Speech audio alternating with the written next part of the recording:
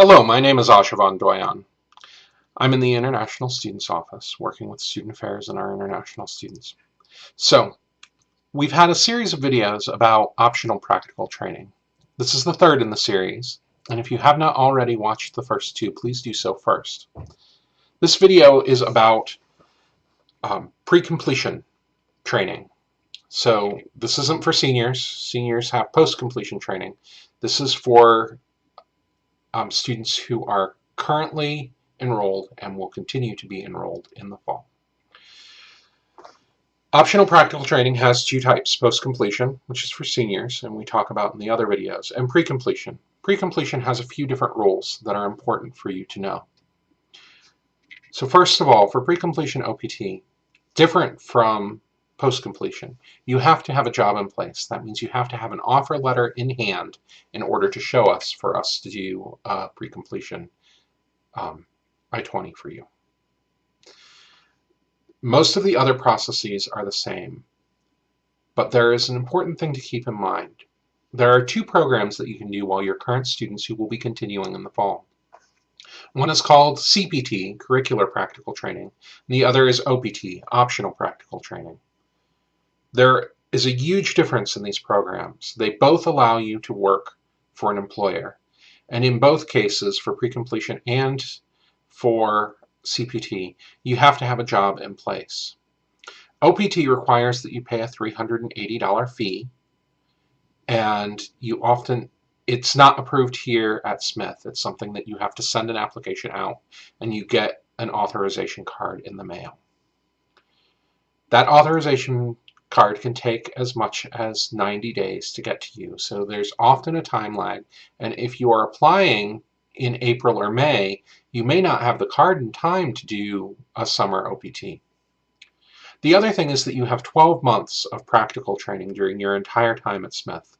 That means that if you're using 2 months between your first year and your sophomore year, or your sophomore year and your junior year, or even both, you're taking that time away. So say you did an OPT for 3 months after your first year at Smith, and one for 2 months after your second year of Smith.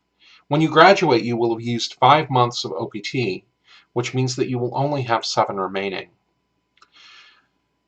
So on the face of it, it looks like CPT may be a better option for most current students, and that's our position also. CPT is curricular, which means that you do have some classwork generally that has to be done with a CPT. It has to have a faculty recommendation, but it is free, it doesn't cost anything, and it is approved here on campus, so you don't have that sort of wait for the authorization to come through. There are some reasons why you may want to do OPT rather than a CPT. The first of those is that if you want to do a work authorization after your first year, you don't qualify for CPT at Smith. That's a Smith policy that we don't approve CPT for students who have only been here for 1 year. You're eligible for it after your sophomore year and after your junior year, but CPT is not something that we approve for first year students who are completing their first year and will be starting their second. The second reason is that you may not want to do curricular work based on your internship, or you may not be able to find a faculty member willing to sponsor that academic work. There are departments on campus that do not allow you to get credit for a paid internship, and so for students in those departments, CPT may not be an option. So optional practical training is applied for the same way.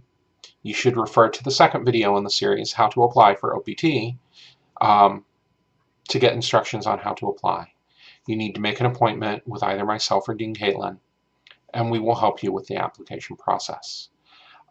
It's worth considering that in many cases, for most of our students, CPT is a better option for a summer internship. Okay? So think about those issues.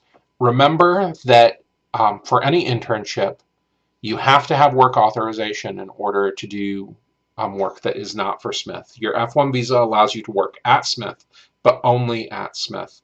So if you've got an internship anywhere else, be very, very, very clear about what they are providing for you.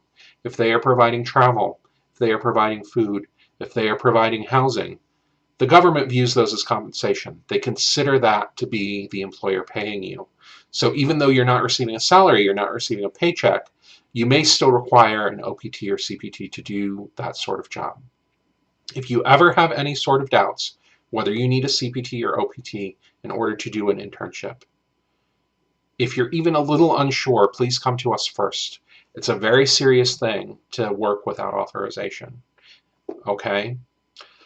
As always, if you have any questions, you can come and see Dean Caitlin in the Global Studies Center or myself in the Student Affairs Office, and we will help you out. Have a wonderful day, and we'll be talking more about CPT and OPT.